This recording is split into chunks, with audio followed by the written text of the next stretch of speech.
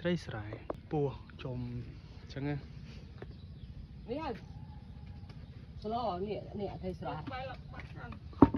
ត្រីស្រស់ការងារមាន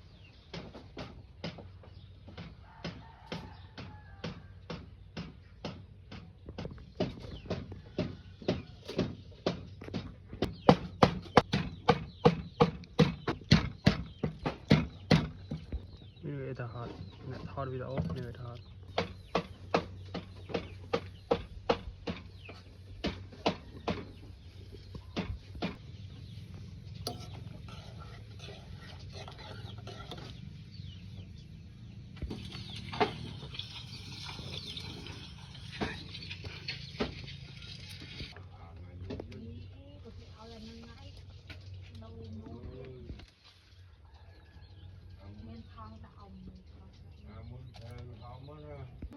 បានពីនេះ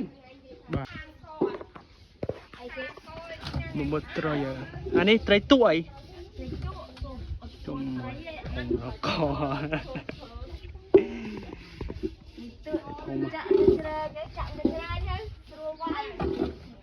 ត្រីដូចផើមកត្រីនេះនេះ